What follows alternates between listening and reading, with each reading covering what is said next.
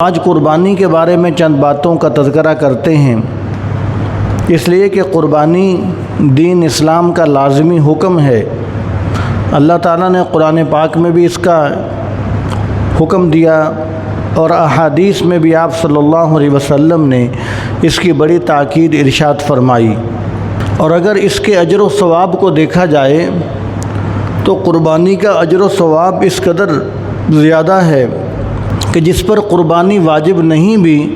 اس کو بھی چاہیے کہ وہ پیچھے نہ رہے، وہ بھی قربانی کر لے، اس لیے کہ اس کا اجر و ثواب بہت زیادہ ہے۔ اور قربانی کے اندر جو مقصود ہے وہ جانور کو ذبح کرنا ہے، خون بہانا ہے۔ جب جانور کو ذبح کیا جاتا ہے، خون بہایا جاتا ہے، تو یہ عمل اللہ تبارک و تعالیٰ کو محبوب ہے۔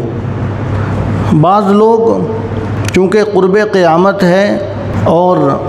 طرح طرح کے فتنے وجود کے اندر آتے رہتے ہیں، آپ صلی اللہ علیہ وسلم نے فرمایا تھا کہ قیامت کے قریب فتنے اس قدر آئیں گے کہ جس طرح فرمایا کہ تسبیح کا دھاگا ٹوٹ جائے اور اس کے دانے لگاتار نیچے گرتے ہیں، فرمایا قیامت کے قریب فتنے اس قدر گریں گے، اس قدر لوگوں پر مسلط ہوں گے۔ تو قیامت کے قریب جو وقت ہے اس کے فتنوں میں سے ایک فتنہ یہ بھی ہے کہ آج بعض لوگ اس طرح کی بات بھی کر لیتے ہیں کہ جی یہ قربانی تو ایک قسم کی معاشی تباہی ہے، یہ تو معیشت کو تباہ کرنا ہے، یہ تو کروڑوں اربوں روپے کو خون کی شکل میں نالیوں کے اندر بہا دینا ہے۔ یہ اگر کروڑوں اربوں روپے غریبوں کی امداد کی جائے تو غریبوں کا بہت فائدہ ہو سکتا ہے، یہ اتنے جانور ذبح کرنے کا کیا فائدہ؟ حالانکہ ان کو یہ نہیں پتہ کہ جانور ذبح کرنے کا فائدہ یہ ہے کہ اللہ تعالیٰ کا حکم اس صورت میں پورا ہوتا ہے۔ ہماری پیدائش کا مقصد ہی اللہ تعالیٰ کا حکم پورا کرنا ہے، اللہ تعالیٰ کی بات کو ماننا ہے، اتباع کرنا ہے، اطاعت کرنا ہے۔ ہم پیدا ہی اسی لیے ہوئے ہیں کہ ہم نے اپنے خالق کی بات کو ماننا ہے۔ تو اگر خالق نے کہہ دیا کہ تم نے جانور ذبح کرنے ہیں تو ہمارے ذمے ہے کہ ہم نے جانور ہی ذبح کرنا ہے۔ یہ جو باتیں ہیں کہ جی لوگوں کا فائدہ ہو جائے گا اگر جانور کی بجائے لوگوں کو پیسے دے دیے جائیں، تو یہ باتیں عقل کی باتیں ہیں، اور جہاں اللہ تعالیٰ کا حکم آ جاتا ہے وہاں پر عقل کو نہیں دیکھا جاتا، وہاں پر مخلوق کا کام یہی ہے کہ وہ بس خالق کا حکم پورا کر دے۔ یہ سمجھدار لوگ آج جو بنتے ہیں، یہ اگر اس موقع پر ہوتے جب اللہ تبارک و تعالیٰ نے ابراہیم علیہ السلام کو حکم دیا کہ اپنے بیٹے کے گلے پر چھری چلاؤ، تو یہ اس وقت بھی سوال کرتے کہ بیٹے کو ذبح کرنے کا کیا فائدہ ہوگا۔ تو ابراہیم علیہ السلام اللہ تعالیٰ کے پیغمبر تھے، وہ جانتے تھے کہ یہاں پر عقل، جہاں اللہ تعالیٰ کا حکم آ جاتا ہے وہاں پر عقل سے کچھ نہیں سوچا جاتا، وہاں پر صرف اللہ تعالیٰ کا حکم پورا کیا جاتا ہے۔ اسی لیے ابراہیم علیہ السلام فوراً بیٹے کے گلے پر چھری چلانے کے لیے تیار ہو گئے، اس لیے کہ اللہ تعالیٰ کا حکم آ گیا۔ تو اس لیے یہ نہیں سوچا جائے گا کہ اس کے بدلے ہم پیسے صدقہ کر دیں، غریبوں کو دے دیں، بلکہ اللہ تعالیٰ کا حکم جس طرح اللہ تعالیٰ نے ہمیں حکم دیا ویسے ہی اس کا حکم پورا کرنا ہم پر لازم ہے۔ اور غریبوں کے خیر خواہ اللہ تبارک و تعالیٰ ہم سے زیادہ ہیں، اللہ تعالیٰ زیادہ ہم سے غریبوں کے خیر خواہ ہیں۔ جو اللہ تعالیٰ نے زکوٰۃ کا نظام بنایا ہے، جو عشر کا نظام بنایا ہے، یہ جو صدقہ خیرات کا نظام بنایا ہے، اگر زکوٰۃ لوگ صحیح طریقے سے ادا کرنے والے بن جائیں، لوگ صحیح طریقے سے اپنی فصلوں کا عشر پورا دینے والے بن جائیں، تو پوری دنیا میں ایک غریب بھی نہ رہے، پوری دنیا میں کوئی غریب نہ رہے۔ لوگ اپنی زکوٰۃ، اپنا عشر لے کر پھر رہے ہوں، کوئی ان کو بندہ نہ ملے کہ ہم کس کو یہ دے دیں۔ جب ہم اللہ تعالیٰ کے حکم کو پورا نہیں کرتے تو پھر شیطان ہمیں ہمارے ذہن میں یہ بات ڈال دیتا ہے کہ جی یہ پیسے صدقہ کر دینے چاہیے، حالانکہ دین تو صرف اور صرف اتباع کا نام ہے، اللہ تبارک و تعالیٰ کی فرمانبرداری کا نام ہے۔ اور پھر قربانی کا جو اللہ تعالیٰ نے ثواب رکھا ہے، یہ صرف 3 دن کے اندر قربانی کا ثواب رکھا۔ ذی الحجہ کے 3 دن جو قربانی کے دن ہیں، صرف ان دنوں کے اندر قربانی کا ثواب ہے۔ ویسے آدمی پورا سال جانور ذبح کرتا ہے تو صرف جانور ذبح کرنے کا، صدقہ خیرات کرنے کا ثواب ملے گا، لیکن یہ قربانی کا ثواب نہیں ملے گا۔ قربانی کا ثواب انہی 3 دنوں کے اندر ہی ملے گا۔ کیوں؟ اللہ تبارک و تعالیٰ نے قربانی کا ثواب رکھا ہی ان 3 دنوں کے اندر ہے۔ کوئی یہ چاہے کہ جی میں چوتھے دن بھی قربانی کروں گا تو اس کی قربانی نہیں ہوگی۔ اگر وہ اس کو قربانی سمجھے گا تو وہ اللہ تعالیٰ کے ہاں گناہ گار ہو جائے گا۔ اس لیے کہ دین تو نام ہی اتباع کرنے کا ہے، دین سراسر نام ہی اللہ تبارک و تعالیٰ کے حکم کو ماننے کا ہے۔ اور پھر جو چیز اللہ تبارک و تعالیٰ کے راستے کے اندر قربان کی جاتی ہے، اللہ تبارک و تعالیٰ اس چیز کو بڑھاتے ہیں۔ جس طرح قرآن پاک کے اندر حکم دیا کہ یمحق اللہ الربا ویربی الصدقات، فرمایا کہ اللہ تعالیٰ سود کو مٹاتے ہیں، صدقہ خیرات کو بڑھاتے ہیں۔ اس لیے کہ صدقہ خیرات اللہ تعالیٰ کے راستے میں کیا جاتا ہے، اللہ تبارک و تعالیٰ اس کو بڑھاتے ہیں، اس کا مال بڑھا دیتے ہیں، اس کا اجر و ثواب بڑھا دیتے ہیں۔ اور سود اللہ تعالیٰ کے خلاف دشمنی کا نام ہے، تو دشمن کو اللہ تبارک و تعالیٰ مٹاتے ہیں، ہلاک فرماتے ہیں۔ تو جیسے صدقہ خیرات اللہ تعالیٰ کے راستے میں کیا جاتا ہے تو وہ بڑھتا ہے، ایسے ہی جو جانور اللہ تعالیٰ کے راستے میں قربان ہوتے ہیں اللہ تبارک و تعالیٰ ان کو بڑھاتے ہیں۔ اب مثال کے طور پر بکرے ہیں، یہ بھیڑ بکریاں ہیں، یہ اللہ تعالیٰ کے راستے میں قربان ہوتی ہیں، ذبح کی جاتی ہیں۔ صرف قربانی کے موقع پر نہیں، پورا سال ان کو ذبح کیا جاتا ہے، لیکن اس کے باوجود ان کے ریوڑ ہمیں دیکھنے کے لیے ملتے ہیں۔ اور ان کے برعکس کتے ہیں مثال کے طور پر، اب کتے اللہ تعالیٰ کے راستے میں قربان نہیں کیے جاتے تو ہمیں کتوں کے ریوڑ دیکھنے کے لیے نہیں ملتے۔ حالانکہ بھیڑ بکریاں صرف عید پر نہیں، عید الاضحیٰ کے موقع پر نہیں، پورا سال ان کو اللہ تعالیٰ کے نام پر ذبح کیا جاتا ہے، قربان کیا جاتا ہے، تو ان کے ریوڑ ہیں۔ اور کتے قربان نہیں ہوتے اللہ تعالیٰ کے نام پر، ان کے ریوڑ ہمیں دیکھنے کے لیے نہیں ملتے۔ اس سے اللہ تبارک و تعالیٰ یہ سبق سکھلانا چاہتے ہیں کہ دیکھو جو چیز ہمارے نام پر قربان ہوگی اس چیز کو ہم بڑھائیں گے۔ تو اس سے ہمیں یہ بات بھی سمجھ آتی ہے کہ جو اللہ تعالیٰ کے نام پر شہید ہو جاتا ہے، جو اللہ تعالیٰ کے نام پر جان دیتا ہے، اللہ تبارک و تعالیٰ ان کو بھی بڑھاتے ہیں، اللہ تبارک و تعالیٰ ان کے اجر و ثواب کو بھی بڑھاتے ہیں۔ اس لیے کہ جو شہید ہو گیا، کافر یہ سمجھیں گے کہ یہ مر گیا، لیکن اللہ تبارک و تعالیٰ کے ہاں وہ شہید مر کر بھی زندہ ہی ہے۔ تو اس لیے اللہ تعالیٰ کے نام پر جو چیز بھی قربان ہوتی ہے اللہ تبارک و تعالیٰ اس کو بڑھا چڑھا کر زیادہ فرما دیتے ہیں، اور اس کا مشاہدہ اللہ تعالیٰ پوری دنیا کو قربانی کے موقع پر کرواتے ہیں کہ دیکھو اتنے جانور ذبح ہوئے، عید کے بعد بھی اگر آپ قربانی کے بعد بھی جانور لینا چاہو گے پھر بھی تمہیں بے شمار جانور مل جائیں گے، اس لیے کہ یہ اللہ تعالیٰ کے راستے پر ذبح ہوئے ہیں، اللہ تبارک و تعالیٰ کے نام پر یہ جانور قربان ہوئے ہیں۔ اور پھر قربانی کا اجر و ثواب جو ہے، ارشاد فرمایا آپ صلی اللہ علیہ وسلم نے کہ قربانی کے جانور کے جتنے بال ہیں، فرمایا کہ ہر بال کے بدلے اللہ تبارک و تعالیٰ قربانی کرنے والے کو نیکی عطا فرماتے ہیں۔ اب جانور کے جسم پر جتنے بال ہیں ہم میں سے کون گن سکتا ہے؟ بے شمار بال، تو اللہ تبارک و تعالیٰ بے شمار نیکیاں قربانی کرنے والے کو عطا فرماتے ہیں۔ اور ایک نیکی کی قدر و قیمت کتنی زیادہ ہے آج ہمیں اس بات کا اندازہ نہیں ہے، یہ قیامت کے دن پتہ چلے گا کہ ایک نیکی کی قدر و قیمت کس قدر زیادہ ہے۔ وہاں پر پہلی بات تو یہ کہ کسی کے پاس مال و دولت سونا چاندی نہیں ہوگا۔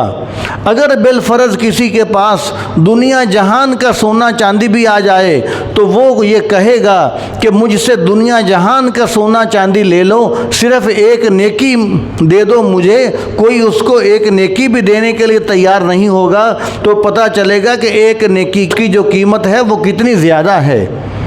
تو قربانی کے جانور کے فرمائے جتنے بال ہیں اتنی اللہ تعالیٰ نیکیاں عطا فرماتے ہیں۔ اور یہ قربانی چونکہ اللہ تعالیٰ کے نام پر جانور کو ذبح کیا جاتا ہے، تو آپ صلی اللہ علیہ وسلم نے فرمایا کہ اس کے خون کا پہلا قطرہ جب زمین پر گرتا ہے تو پہلا قطرہ زمین پر گرتے ہی اللہ تبارک و تعالیٰ کے ہاں یہ قربانی قبول ہو جاتی ہے، اس کو اللہ تبارک و تعالیٰ قبول فرما لیتے ہیں۔ تو اس لیے کہ آدمی نے اللہ تبارک و تعالیٰ کے نام پر جانور ذبح کیا، اور اللہ تبارک و تعالیٰ فرماتے ہیں کہ لن ینال اللہ لحومها ولا دماؤها ولکن ینالہ التقوی منکم، فرمایا کہ ہمیں نہ اس کے خون کی ضرورت ہے نہ اس کے گوشت کی ضرورت ہے، فرمایا کہ ہمیں جانور کی کسی چیز کی ضرورت نہیں، اس کا گوشت وغیرہ ہر چیز تم لے جاؤ، ہر چیز تم استعمال کرو، لیکن فرمایا یہ تمام چیزیں اللہ تعالیٰ کو نہیں پہنچتی، اللہ تبارک و تعالیٰ کو تو صرف اور صرف تقوی پہنچتا ہے۔ اللہ تبارک و تعالیٰ صرف یہ دیکھنا چاہتے ہیں کہ میرا حکم کس نے پورا کیا ہے، میرا نام لے کر جانور کے گلے پر چھری کس نے چلائی ہے، میرا نام لے کر میرے حکم کو مان کر قربانی کے لیے پیسے کس نے خرچ کیے ہیں۔ اللہ تبارک و تعالیٰ تو صرف اور صرف اس بات کو دیکھنا چاہتے ہیں۔ فرمایا کہ اللہ تبارک و تعالیٰ کو یہ تمام چیزیں نہیں پہنچتی، فرمایا کہ اللہ تبارک و تعالیٰ کو تو صرف تمہارا تقوی پہنچتا ہے۔ اللہ تبارک و تعالیٰ تو صرف اس بات کو دیکھنا چاہتے ہیں کہ اس کے نام سے محبت، اس کے حکم سے کس کو محبت ہے اور مال و دولت کے ساتھ کس کو محبت ہے۔ اور آدمی اگر خدا نہ خواستہ مال و دولت سے محبت کرتا ہے، جو قربانی جس پر لازم ہے وہ قربانی نہ کرے، تو یہ واضح علامت ہے کہ اس کو مال و دولت سے محبت ہے۔ تو جب مال و دولت سے محبت کرتا ہے تو یہی مال و دولت قیامت کے دن عذاب کا ذریعہ بن جائے گا۔ یہ قرآن پاک کے اندر آیا، احادیث کے اندر آیا کہ آپ صلی اللہ علیہ وسلم نے ارشاد فرمایا کہ جو زکوٰۃ ادا نہیں کرتا، یعنی جہاں پر مال خرچ کرنا لازم ہے وہ نہیں خرچ کرتا، تو یہ مال گنجا سانپ بن جائے گا اور قیامت کے دن اس کی بانچھوں کو پکڑے گا اور اس کو ڈسے گا اور کہے گا کہ میں تیرا وہ مال ہوں جس کو تو بچا بچا کر رکھتا تھا، اللہ تعالیٰ کا حکم پورا نہیں کرتا تھا۔ اور قرآن پاک کے اندر فرمایا کہ والذین یکنزون الذھب والفضة ولا ينفقونها فی سبیل اللہ فبشرهم بعذاب علیم، فرمایا کہ جو سونا چاندی بچا بچا کر رکھتے ہیں، زکوٰۃ ادا نہیں کرتے، اور اس کے اندر یہ بھی آتا ہے کہ جو قربانی نہیں کرتے، یعنی جہاں پر مال خرچ کرنا لازم ہے وہاں خرچ نہیں کرتے، فرمایا کہ ان کو دردناک عذاب کی خوشخبری سنا دو۔ اور اس سے بعد والی آیت شریفہ میں ارشاد فرمایا کہ یہ مال قیامت کے دن جہنم کی آگ میں تپایا جائے گا، گرم کیا جائے گا، گرم کر کے اس کے جسم کے مختلف حصوں کو داغا جائے گا اور کہا جائے گا کہ یہ تمہارا وہ مال ہے جس کو تم ذخیرہ بنا کر رکھا کرتے تھے، اور یہ سمجھتے تھے کہ ہم نے اگر قربانی کر لی تو ہمارا تو مال کم ہو جائے گا، تم نے مال سنبھال کر رکھا، تو اللہ تبارک و تعالیٰ بتلائیں گے کہ یہ وہ تمہارا مال ہے جس کے ذریعے آج تمہیں داغا جا رہا ہے، جس کے ذریعے آج تمہیں عذاب دیا جا رہا ہے۔ تو اس لیے اگر اللہ تبارک و تعالیٰ نے صاحب استطاعت، صاحب حیثیت بنایا تو اللہ تبارک و تعالیٰ کا شکر ادا کرنا چاہیے۔ اور اگر گھر کے اندر ایسی صورتحال ہے کہ خواتین کے پاس بھی زیور ہے، ان پر بھی قربانی واجب ہے، اور جو مرد حضرات ہیں وہ بھی مالدار ہیں، تو پھر لازم ہے کہ سب کی طرف سے الگ الگ قربانی کی جائے، یعنی اپنے گھر کا حساب کسی مفتی صاحب سے لگوایا جائے کہ جی ہمارے گھر کی صورتحال یہ ہے، لہٰذا ہم پر کتنی قربانیاں واجب ہوں گی، جتنی قربانیاں واجب ہیں اتنی قربانیاں کی جائیں۔ یہ نہ کیا جائے کہ قربانیاں تو بہت سارے لوگوں پر واجب ہیں تو پورے گھر کے اندر صرف ایک بکرا ذبح کر کے برادری والوں کو بتلا دیا کہ جی ہم نے قربانی کر لی ہے، تو یہ برادری والوں کو ہی بتلایا ہے، اللہ تعالیٰ کا حکم پورا نہیں کیا۔ اس لیے کہ اگر اللہ تعالیٰ کا حکم پورا کرنا مقصود ہوتا تو پھر جتنی قربانیاں واجب تھیں اتنی کی جاتی، اللہ تعالیٰ کا حکم تو تبھی پورا ہونا تھا۔ تو اس لیے جتنی قربانیاں واجب ہیں حساب لگا کر اتنی ہی قربانیاں کی جائیں۔ اور پھر اس کے علاوہ اگلی بات یہ قابل ذکر ہے کہ قربانی کے جانور کے متعلق، قربانی کے جانور کی خریداری کے متعلق، کہ قربانی کے جانور کی خریداری کے اندر بعض لوگ یہ کوشش کرتے ہیں کہ جی ہم اتنا زیادہ مہنگا جانور خریدیں گے کہ پوری برادری کے اندر ہمارا نام اونچا ہونا چاہیے، فلاں نے اتنے لاکھ کا بکرا خریدا ہے، فلاں نے اتنے لاکھ روپے کا بکرا خریدا ہے، لہٰذا ہم اتنا مہنگا جانور خریدیں گے کہ پوری برادری میں فیس بک پر، واٹس ایپ پر، ہر جگہ پر ہمارے چرچے ہونے چاہیے۔ تو قربانی کے جانور کی خریداری کے اندر فیشن کو نہیں دیکھنا چاہیے،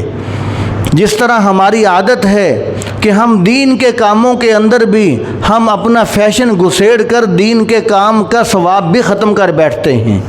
مثال کے طور پر شادی بیاہ کے اندر دیکھیے، اب ولیمے کے اندر میوزک کو داخل کر لیا اور جو رقم باہر بیٹھ کر وصول کی جاتی ہے اس حرام کام کو بھی داخل کر لیا، تو ولیمہ جو سنت تھا ہم نے اس کا ثواب بھی خراب کر لیا۔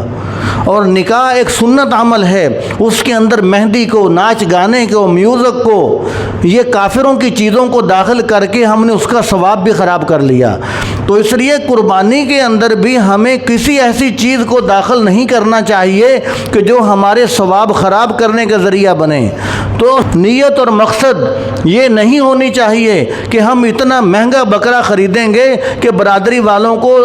پتہ چلنا چاہیے کہ اتنے لاکھ کا بکرا لیا ہے۔ شریعت ہمیں یہ نہیں سکھلاتی۔ شریعت ہمیں یہ سکھلاتی ہے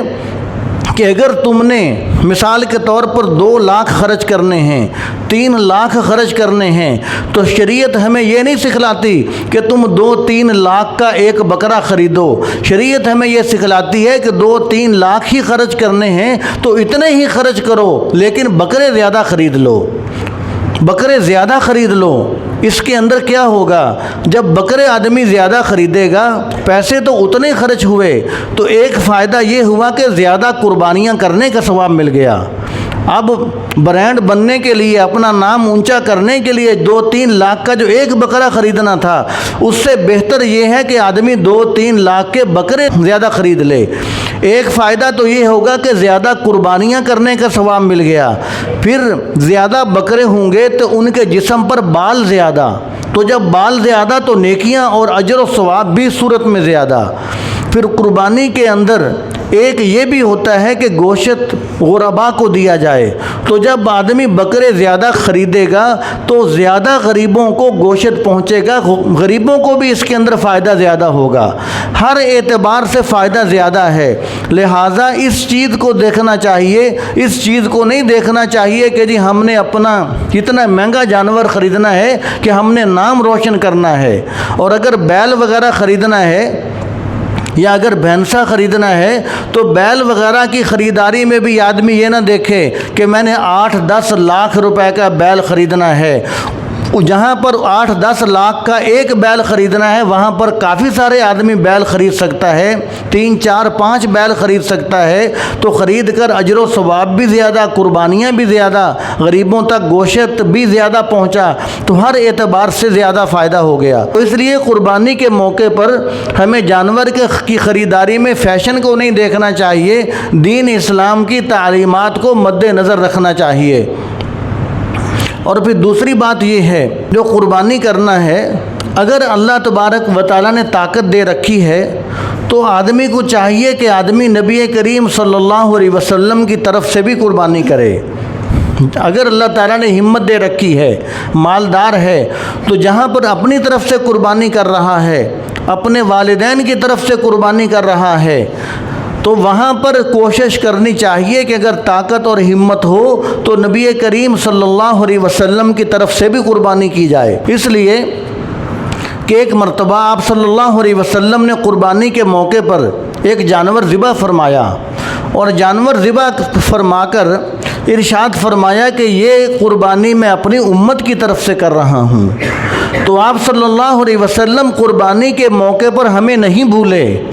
آپ صلی اللہ علیہ وسلم نے اپنی امت کی طرف سے قربانی کی ہے، تو جب آپ نے اپنی امت کی طرف سے قربانی کی ہے تو پھر امت کو بھی چاہیے کہ وہ بھی قربانی کے موقع پر نبی کریم صلی اللہ علیہ وسلم کو نہ بھولے۔ اور جب ہماری قربانیوں کے اندر ایک قربانی نبی کریم صلی اللہ علیہ وسلم کی بھی شامل ہو جائے گی تو پھر ہماری قربانی بڑے اعلیٰ درجے پر جا کر قبول ہوگی۔ اللہ تعالیٰ کی رحمت سے یہی امید ہے کہ قربانی تو اللہ تعالیٰ قبول فرمائیں گے،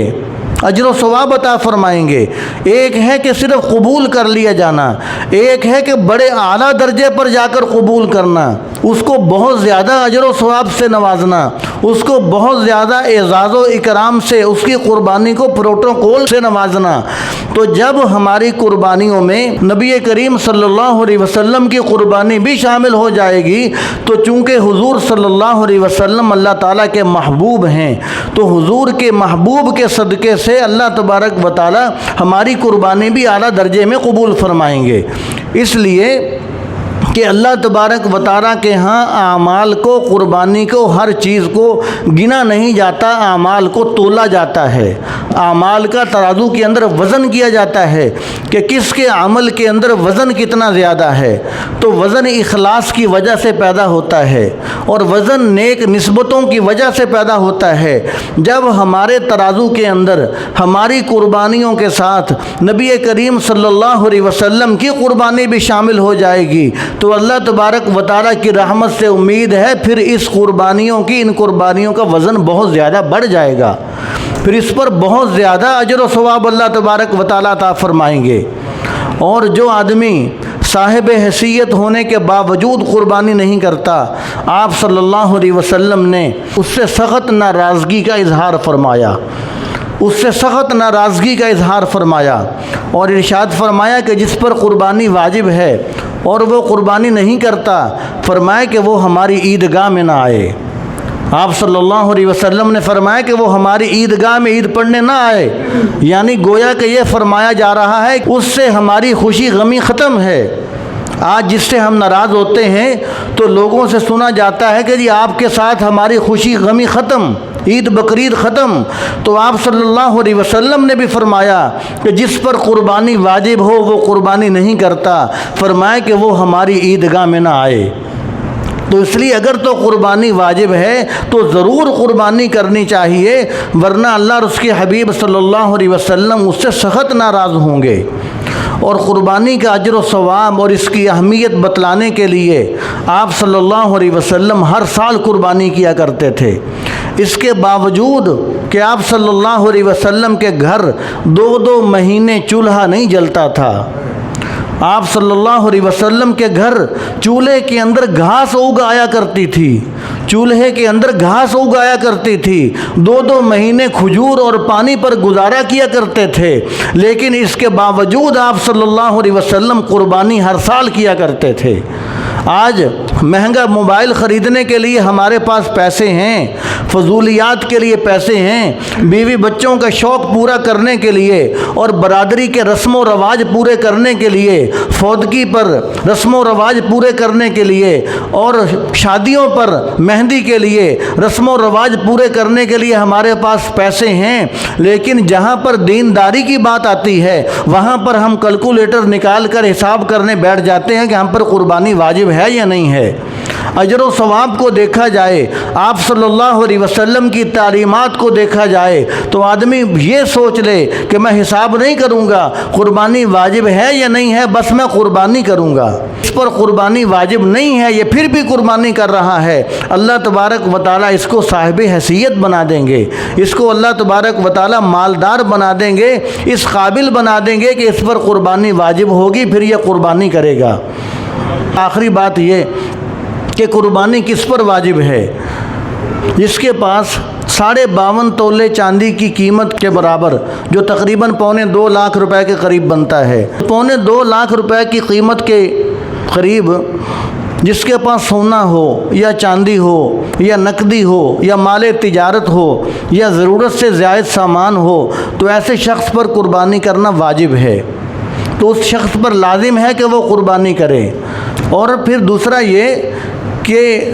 جس کے پاس یہ چیزیں ہیں تو اس کو اللہ تبارک و تعالیٰ نے حکم دیا ہے، اس پر لازم قرار دیا کہ تم قربانی کرو۔ تو آدمی اب یہ نہ سوچے کہ جی قربانی تو بڑی مہنگی ہے، تو اگر قربانی مہنگی ہے تو جس کے پاس یہ چیزیں نہیں ہیں، جو مالدار نہیں ہے، جو صاحب حیثیت نہیں ہے، وہ ہے اس پر لازم بھی تو نہیں کیا۔